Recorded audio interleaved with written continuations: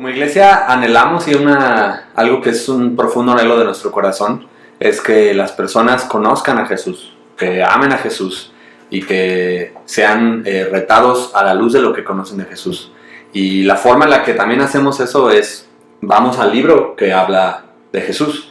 Es nuestro anhelo que las personas cuando leen la Biblia puedan encontrar a Dios, ser transformados por las verdades en las Escrituras y que también su vida sea un reflejo de lo que han conocido de Dios, de lo que el Espíritu Santo ha transformado en su corazón y entonces como resultado que su vida sea también transformada. Es por eso que estamos haciendo este pequeño video, este recurso, donde anhelamos que cada vez que te reúnas en tus comunidades misionales puedas poner en práctica estas 5 preguntas y Esaú nos va a explicar un poquito, nos va a dar también la introducción de por qué es tan importante que estudiemos la Biblia.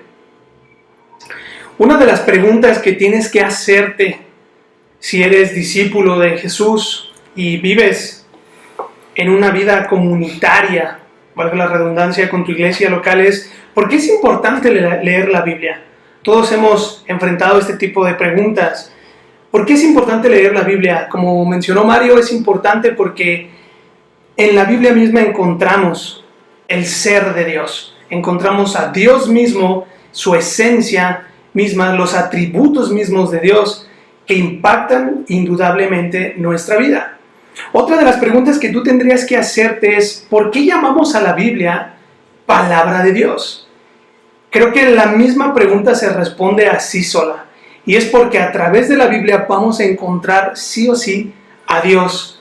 Y el encontrar a Dios nos va a permitir ver a Jesús de primera mano. Entonces le llamamos palabra de Dios porque contiene la esencia misma de Dios, su hacer y a Jesús en medio de esto.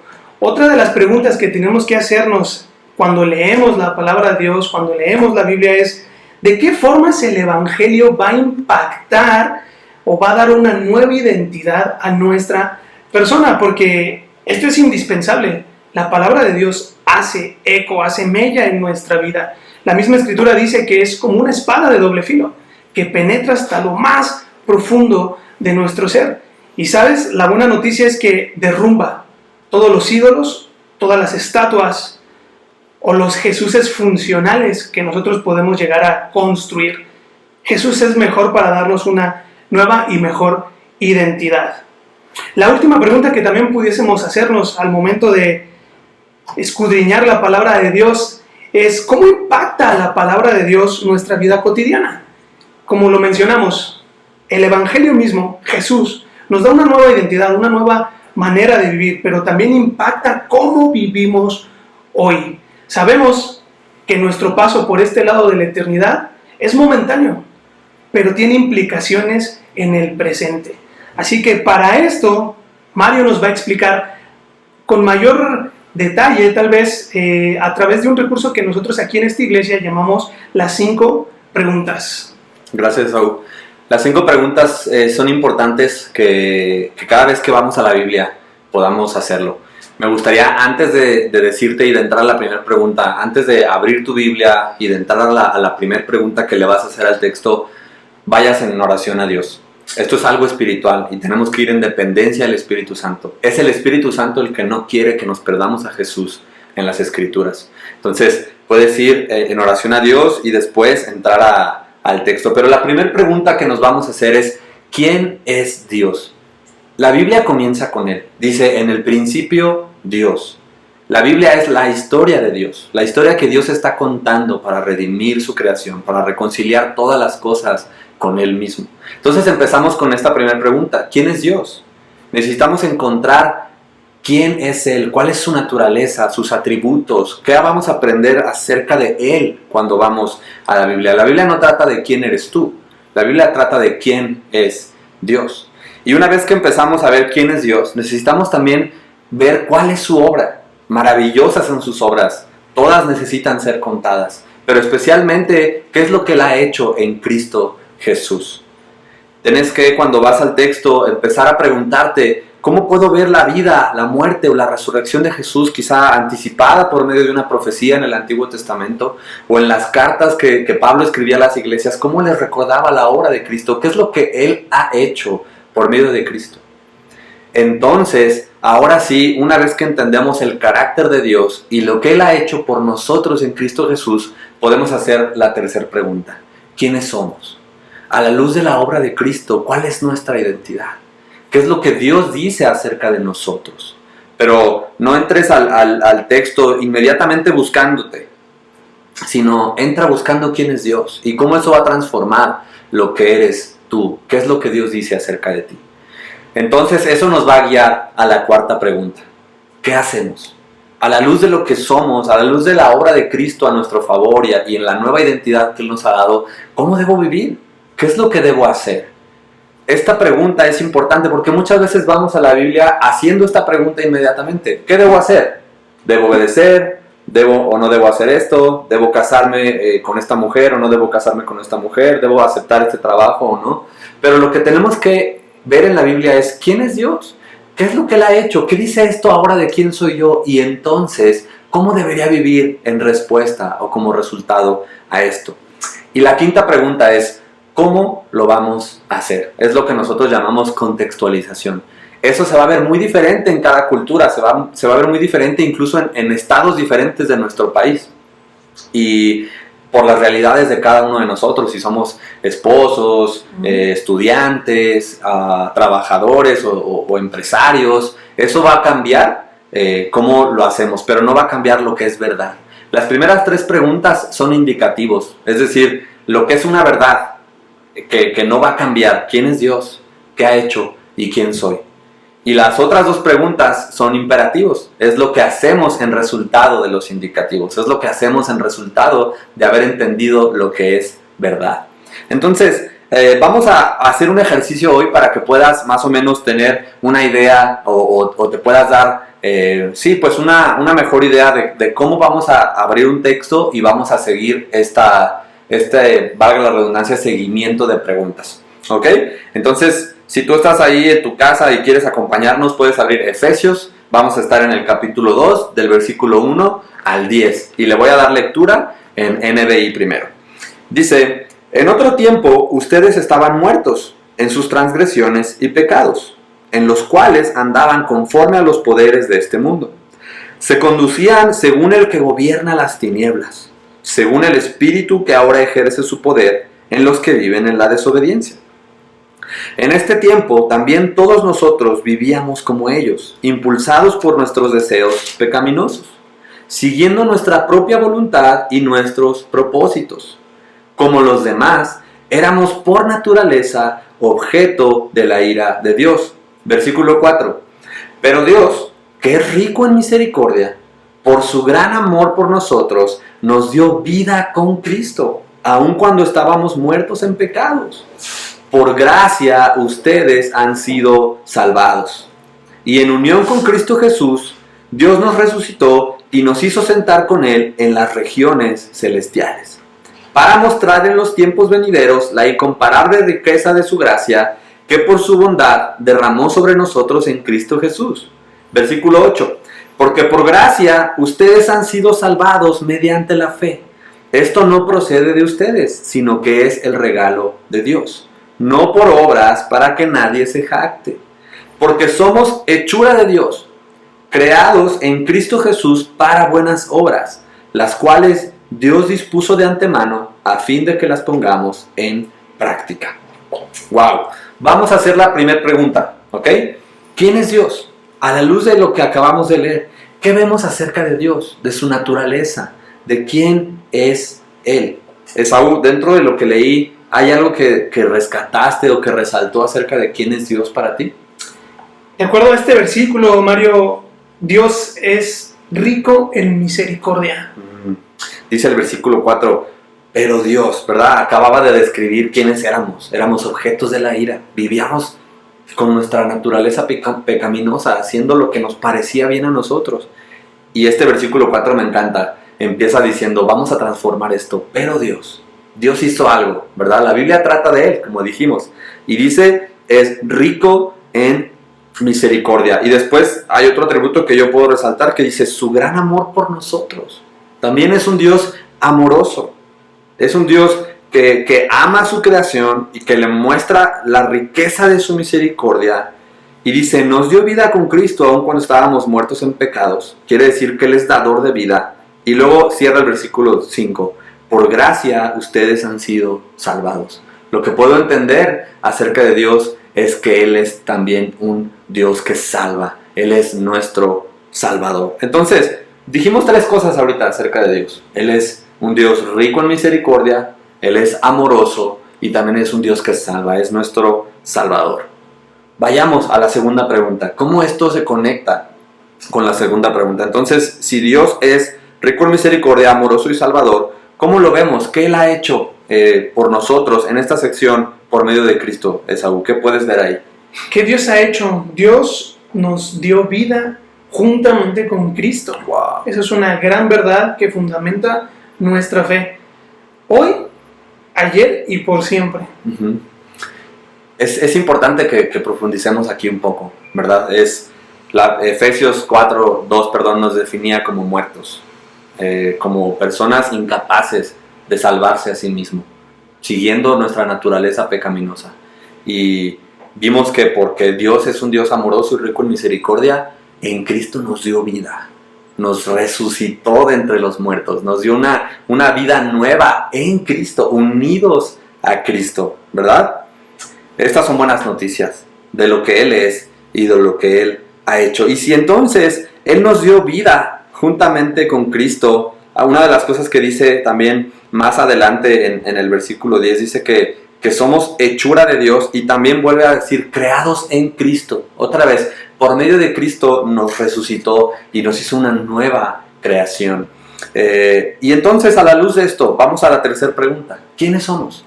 ¿Quiénes somos nosotros? A la luz de que nuestro Dios amoroso, rico en misericordia, nos ha salvado, creándonos de nuevo en Cristo, dándonos vida en Cristo.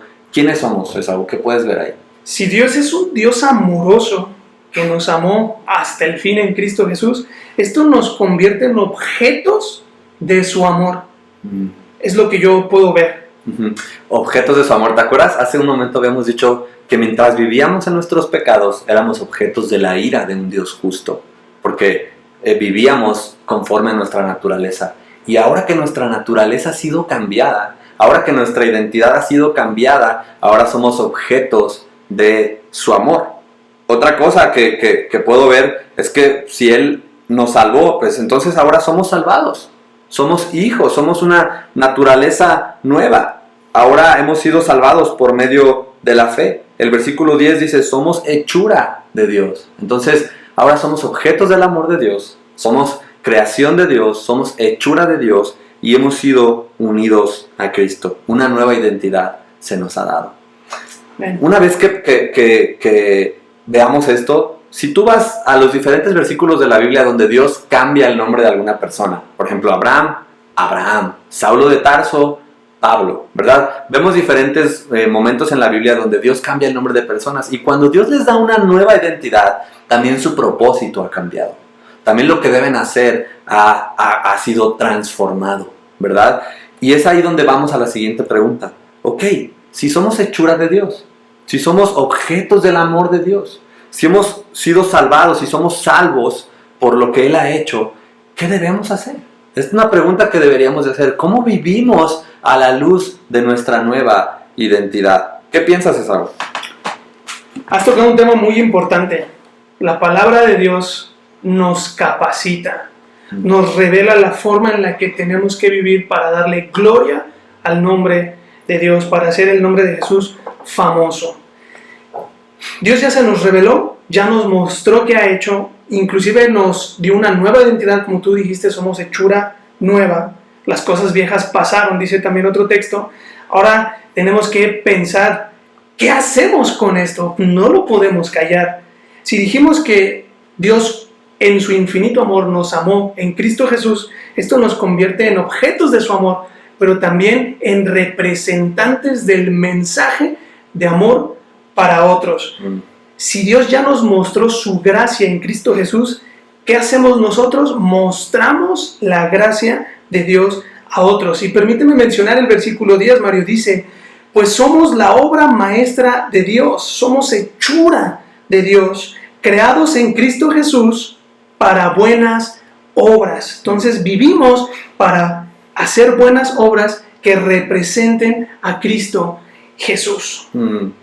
Fíjate qué importante seguir una línea de estas preguntas, porque el versículo 9 dice que la salvación no es por obras, pero el versículo 10 dice que deberíamos de hacer obras.